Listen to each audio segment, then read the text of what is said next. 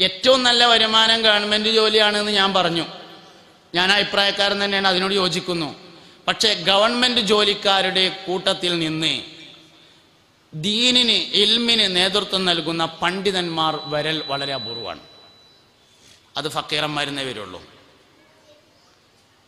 ഈ ഗവൺമെൻറ് ശമ്പളം പറ്റുന്ന ആളുകളിൽ നിന്ന് കുറേ ആൾക്കാർ ഇവിടെ ഉണ്ട്, റിട്ടയർഡ് അവരൊക്കെ ഉണ്ട്. ഞാൻ ആരും ആക്ഷേപിക്കാൻ വേണ്ടി പറയില്ല കേട്ടോ, ഒരു വസ്തുത.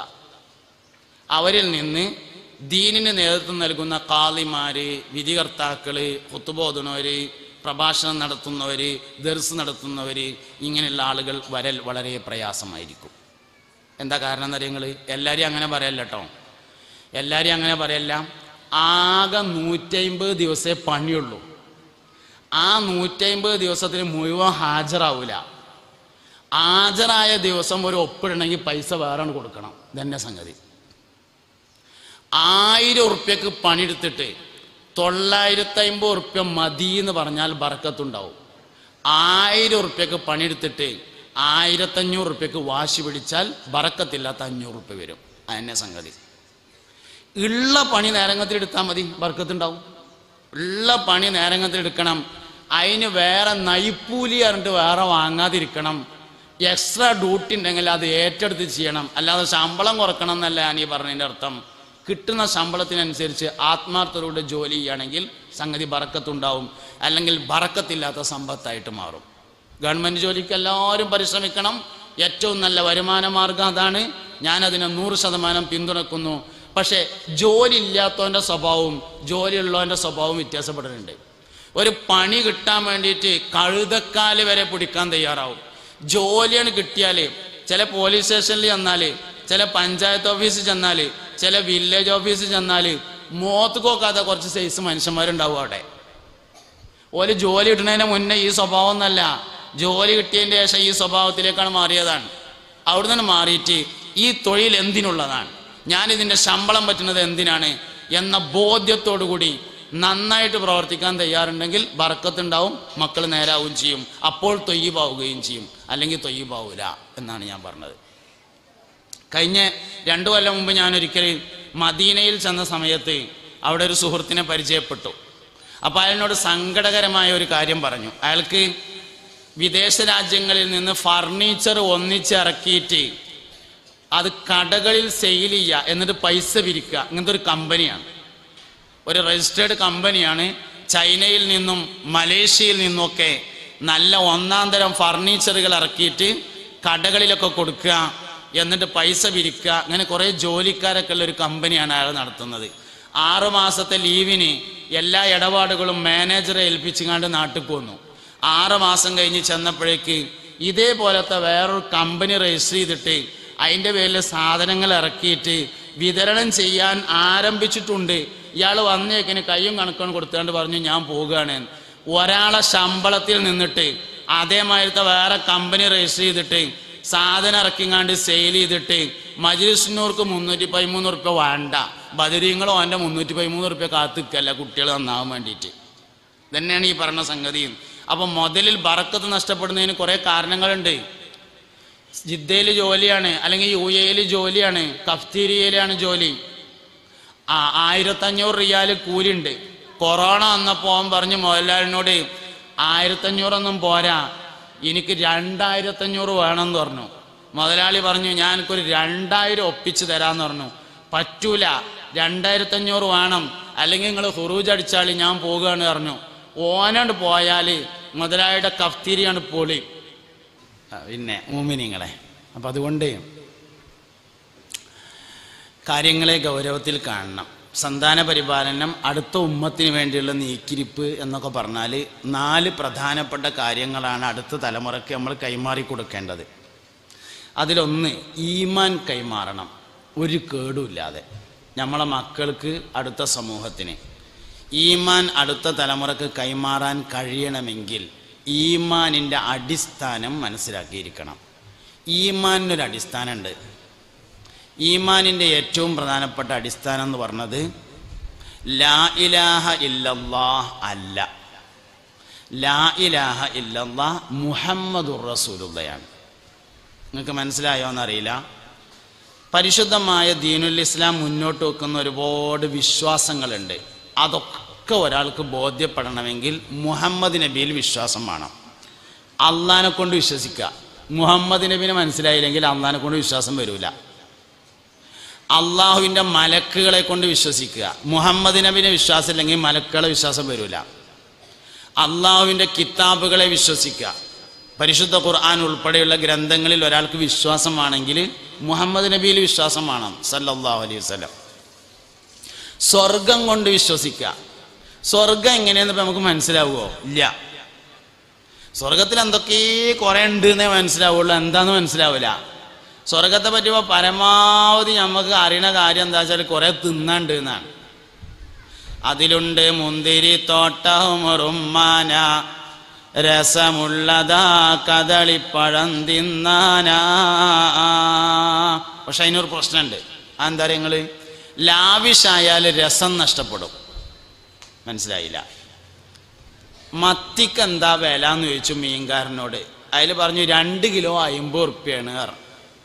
അപ്പോൾ ചോദിച്ചു അയിലക്ക് എന്താ വില എന്ന് ചോദിച്ചു. അയില കിലോ 150 ഉറുപ്പ്യാണ് പറഞ്ഞാൽ എന്നാൽ അയില 1/2 കിലോ എടുക്കുക അറിയും. മത്തി വേണ്ട, കാരണം എന്താ 2 കിലോ 50 ഉറുപ്പ്യാണ്, വേണ്ടി വരില്ല. ലാവിഷായാൽ രസം നഷ്ടപ്പെടും. അതേ സമയത്ത് 2 ആഴ്ച കഴിഞ്ഞിട്ട് ചെന്നിട്ട് എന്താ മീനിന് വില എന്ന് ചോദിച്ചു. അത് പറഞ്ഞു പിന്നെ മത്തിയാണുള്ളത്, അത് കുറച്ച് വില കൂടുതലാണ് പറഞ്ഞു. എന്താന്ന് ചോദിച്ചു. കിലോ 500 ഉറുപ്പ്യാണെന്ന് പറഞ്ഞു. വിചാരിച്ചോളി മത്തിക്ക്. എന്നാൽ അവർ 1/2 കിലോന് കൊണ്ടുപോകാറ്. സ്വർഗത്തിൽ ഭക്ഷണം ലാവിഷാണ്, അതുകൊണ്ട് രസം ഉണ്ടാവില്ല. സ്വർഗത്തിലെ ഭക്ഷണേ എപ്പോൾ നോക്കിയാലും മുന്തിരി, ഉറുമാമ്പഴം, ആപ്പിള്, അങ്ങനെ ലാവിഷാണ്. എന്നും കോഴിയാണെങ്കിൽ ആർക്കെങ്കിലും കോഴി വേണ്ടി വരുമോ? എന്നും മന്തിയാണ്. എന്നാ എന്താ പറയാ? മന്തി അല്ലാത്ത വേറെ എന്തെങ്കിലും ഉണ്ടെങ്കിൽ പറയുന്നതാണ് അപ്പോൾ പറയാം. ഇങ്ങനെയാണ് സംഗതി. അപ്പോൾ സ്വർഗത്തിൽ എല്ലാ ഭക്ഷണങ്ങളും ലാവിഷായതിനാൽ രസം നഷ്ടപ്പെടുന്നതാണ്.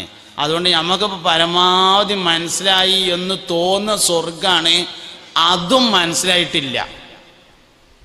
പിന്നെ നമുക്ക് സ്വർഗം മനസ്സിലായി, നരകം മനസ്സിലായി, സിറാത്ത് പാലം മനസ്സിലായി എന്നതൊക്കെ തോന്നുന്നത് എന്തുകൊണ്ടാണ്? നിങ്ങൾ മുഹമ്മദ് നബിയിൽ വിശ്വാസമുള്ളത് കൊണ്ടാണ് സല്ലല്ലാഹു അലൈഹി വസല്ലം. ആ വിശ്വാസം പോയാൽ അതിൻ്റെ കൂടെ ഇസ്ലാമിൻ്റെ എല്ലാ വിശ്വാസവും പോകും.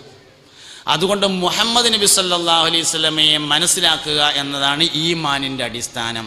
ദൗർഭാഗ്യവശാൽ ഈ ഉമ്മത്തിൽ ഏറ്റവും കൂടുതൽ അഭിപ്രായ വ്യത്യാസങ്ങൾ ഉണ്ടാവാറുള്ള മാസം റബീഉൽ അവ്വലാണ്.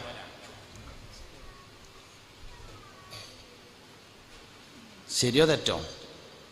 ശരിയോ തെറ്റോ? മുഹമ്മദ് നബി സാധാരണ മനുഷ്യനായി കിട്ടായിട്ടുള്ള ഇടങ്ങേറ് ഏത് മാസത്തിലാ? റബീഉൽ അവ്വലാണ് ഏറ്റവും തർക്കം ഉണ്ടാകുക. അത് കഴിഞ്ഞ റമദാനിലാണ്. ഈ ഉമ്മത്തിൽ ഏറ്റവും തർക്കമുള്ള മാസം റബീഉൽ അവ്വലാ. മുഹമ്മദ് നബി സാധാരണ മനുഷ്യനായി കിട്ടായിട്ടുള്ള ഇടങ്ങേറ്. മുഹമ്മദ് നബിയിൽ താല്പര്യം കുറഞ്ഞു വരുന്നതിനെയാണ് ഈമാന്റെ നുക്സാനിയത്ത് എന്ന് പറയുന്നത്. അതുകൊണ്ട് ഈമാന്റെ കമാലിയത്ത് മുഹമ്മദ് നബിയിലുള്ള താല്പര്യമാണ്. ഈ ഉമ്മത്തിലെ ഏറ്റവും ഈമാനുള്ള മനുഷ്യൻ സയ്യിദുനാ അബൂബക്കർ സിദ്ദീഖാണ് റളിയല്ലാഹു അൻഹു. എന്താണ് സിദ്ദീഖുൽ അക്ബറിന്റെ പ്രത്യേകത? മുഹമ്മദ് നബിയുടെ പ്രത്യേകതയെ മനസ്സിലാക്കി എന്നതാണ് സയ്യിദുനാ സിദ്ദീഖുൽ അക്ബർ റളിയല്ലാഹു അൻഹുവിന്റെ പ്രത്യേകത. ഇതന്നെ സംഗതി. അപ്പം അതുകൊണ്ട് ഈമാൻ്റെ ഒരു അടിസ്ഥാനമുണ്ട്. അത് മുഹമ്മദ് നബിയുള്ള വിശ്വാസമാണ്.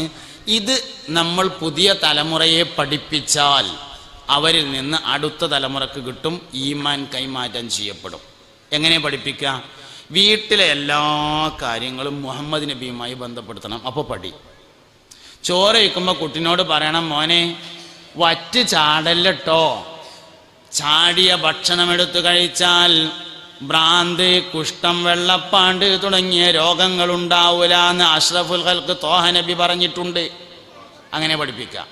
പെരപ്പണി കഴിഞ്ഞിട്ട് പൈൻ്റൊക്കെ കഴിഞ്ഞ് മുറ്റൊക്കെ കട്ട വിരിച്ചിട്ട് സൈഡിൽ കൂടെ ഓളോറിസൊക്കെ കെട്ടിയിട്ട് അതിൻ്റെ അപ്പുറത്ത് 3 റോസാ കൊമ്പ് കൊടുന്ന് കുഴിച്ചിടുമ്പോൾ മോനോട് പറയാം, മോനെ മുഹമ്മദ് നബിയുടെ ശരീരത്തിന് റോസാപ്പൂവിൻ്റെ മണമാണുണ്ടായിരുന്നത് എന്ന് ഹദീസിലുണ്ട്.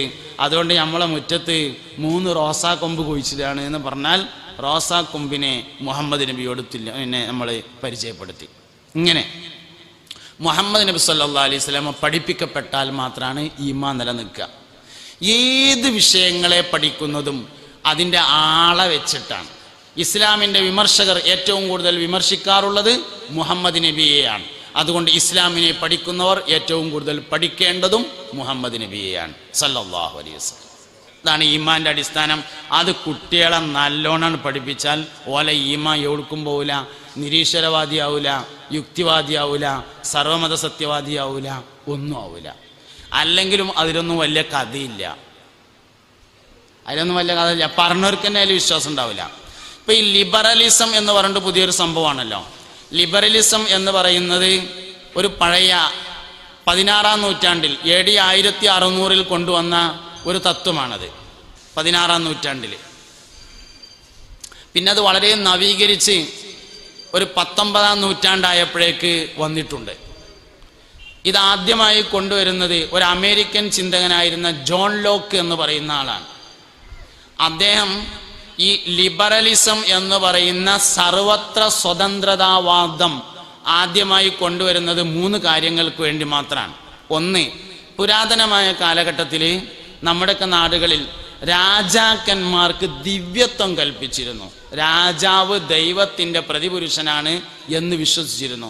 അദ്ദേഹം പറഞ്ഞു, അങ്ങനെയൊന്നുമല്ല, രാജാവിനെ അംഗീകരിക്കുകയൊക്കെ വേണം, പക്ഷെ ഒരു രാജാവ് മാറി വേറെ രാജാവ് വരാൻ പാടില്ല എന്നൊന്നുമില്ല, ദൈവമൊന്നുമല്ല എന്ന് അദ്ദേഹം പറഞ്ഞു. ഇതാണ് ഒന്നാമത്തെ വാദം.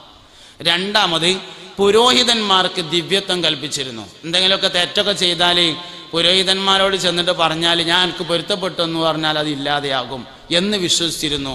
അതിനെതിരിലാണ് രണ്ടാമത് വാദിച്ചത്. മൂന്നാമത്തത്, പഴയ കാലത്ത് ജമ്മി കുടിയാൻ വ്യവസ്ഥ നിലനിന്നിരുന്നു. ജമ്മി കുടിയാൻ വ്യവസ്ഥ ഒരു നിലയ്ക്ക് നമ്മളെ നാട്ടിലുണ്ടായിട്ടുണ്ട്, പക്ഷെ അതിനേക്കാൾ രൂക്ഷമായിരുന്നു യൂറോപ്പിലുണ്ടായിരുന്നത്. അതെങ്ങനെയാ വെച്ചാൽ മുതൽ മൊത്തം, ഭൂമിയുടെ മൊത്തം അവകാശി ജമ്മിയാണ്. കർഷകന് കൃഷി ചെയ്യാം. കൃഷി ചെയ്ത് കഴിഞ്ഞാൽ ജമ്മിയുടെ ആളുകൾ വന്നിട്ട് മൊത്തം അളന്നെടുത്തുകൊണ്ട് ഓലാണ് കൊണ്ടുപോകും. എന്തെങ്കിലും കർഷകന് കൊടുത്താൽ അത് കിട്ടി. കർഷകൻ ഓനിഷ്ടമുള്ളത് മുതലാളിക്ക് അങ്ങോട്ട് കൊടുക്കല്ല, ജമ്മിക്ക് അങ്ങോട്ട് കൊടുക്കല്ല. കൃഷി എന്തായാലും കർഷകൻ നടത്തണം. വിളവെടുത്താൽ അത് മൊത്തം ജമ്മിക്കുള്ളതാണ്. ജമ്മി എന്തെങ്കിലും കൊടുത്താൽ ഇങ്ങോട്ട് വാങ്ങാം എന്നതാണ്. ഇതാണ് ജമ്മി കുടിയാൻ വ്യവസ്ഥ നിലനിന്നിരുന്നത്. ഇതിനെതിരെയാണ് ഈ സ്വതന്ത്രതാവാദം, ലിബറലിസം വരുന്നത്. 17-ാം നൂറ്റാണ്ടായപ്പോഴേക്ക് അത് അതിമൊന്ന് മാറിയിട്ട് കുറച്ചുകൂടി മുന്നോട്ട് പോയിട്ട് ക്ലാസിക്കൽ ലിബറലിസം എന്ന പേരിലേക്ക് മാറി. ക്ലാസിക്കൽ ലിബറലിസം എന്ന് പറഞ്ഞാൽ ആത്മീയത, അന്തസത്ത ചോർന്നു പോയ വാദത്തെയാണ് ക്ലാസിക്കൽ എന്ന് പറയുന്നത്. അതായത് പഴയ നാട്ടിൽ, നമ്മളൊക്കെ നാട്ടിൽ ഈ ഖാദിരിയ ത്വരീഖത്തിൻ്റെ ആൾക്കാർ കുറേ ഉണ്ടാവും. ഖാദിരിയ ത്വരീഖത്തിൽ കുറേ ദിക്റുകൾ ഉണ്ടാവും. ഉദാഹരണം കുത്തുബിയത്തൊക്കെ എടുത്തു നോക്കിയാൽ കുറേ 1000 അതിന് യാഹൂസിയ മുഹ്യിദ്ദീനൊക്കെ ചെല്ലണം. അപ്പോൾ നല്ലോണം പയിച്ചും. അപ്പോൾ വിശപ്പ് മാറാൻ വേണ്ടിയിട്ട് നല്ല കുട്ടൻ ബിരിയാണി ഉണ്ടാക്കും. കുറേ കാലം കഴിഞ്ഞപ്പോൾ കുത്തുബിയത്തൊന്നുമില്ല, കുട്ടൻ ബിരിയാണി ബാക്കിയായി. ഇതിനെയാണ് ക്ലാസിക്കൽ സൂഫിസം എന്ന് പറഞ്ഞത്. എന്ന മാതിരത്തൊരു സാധനമായിട്ട് ലിബറലിസം മാറി. വാദമൊന്നുമില്ലാത്ത വർത്താനം. 18-ാം നൂറ്റാണ്ട് 19-ാം നൂറ്റാണ്ടൊക്കെ ആയപ്പോഴേക്ക് അത് വീണ്ടും മാറി. സോഷ്യൽ ലിബറലിസം എന്ന പേരിൽ മാറി. സോഷ്യൽ ലിബറലിസം എന്ന് പറഞ്ഞാൽ നിലവിൽ എന്താണോ ഉള്ളത് അതിനെതിരിൽ പറയാം. ഒരു നാട്ടിൽ ചെന്ന് നോക്കുമ്പോൾ ആണുങ്ങളെയും പെണ്ണുങ്ങളെയാണ് കെട്ടണത് എന്ന് വിചാരിക്കുക, കല്യാണം കഴിക്കണമെന്ന് വിചാരിക്കുക. അവിടെ അതിൻ്റെ നേരെ എതിര് പറയാം. എങ്ങനെയൊന്നല്ല വേണ്ടത്, ആണ് പെണ്ണിനും പെണ്ണ് ആണിനെയാണ് കല്യാണം കഴിക്കേണ്ടത് എന്ന് പറയാം. എന്നാൽ ഒരു നാട്ടിൽ ചെന്നപ്പോൾ ആണ് പെണ്ണിനും പെണ്ണ് ആണിനെയാണ് കല്യാണം കഴിക്കണമെന്ന് വിചാരിക്കുക. അവിടെ അതിൻ്റെ നേരെ എതിര് പറയാം. ഇങ്ങനെയൊന്നല്ല വേണ്ടത്, പെണ്ണ് പെണ്ണിനെ ആണിനെയാണ് കെട്ടേണ്ടത് എന്ന് പറയാം. നിലവിൽ നാട്ടു നടപ്പിലുള്ളതിന് നേരെ എതിരിൽ പറയുന്നതിൻ്റെ പേരായി മാറി. അതിനെയാണ് സോഷ്യൽ ലിബറലിസം എന്ന് പറയുന്നത്. 21-ാം നൂറ്റാണ്ടായപ്പോഴേക്ക് അത് വീണ്ടും മാറി. അതാണ് ഇന്ന് നിലവിലുള്ളത്. അത് പൊളിറ്റിക്കൽ ലിബറലിസം എന്നതാണ് നിലവിലുള്ളത്. പൊളിറ്റിക്കൽ ലിബറലിസം എന്ന് പറഞ്ഞാൽ വോട്ട് കിട്ടാൻ എങ്ങനെയാണോ പറയേണ്ടത് അങ്ങനെ പറയുന്നതിൻ്റെ പേരാണ് ലിബറലിസം എന്ന് പറഞ്ഞത്.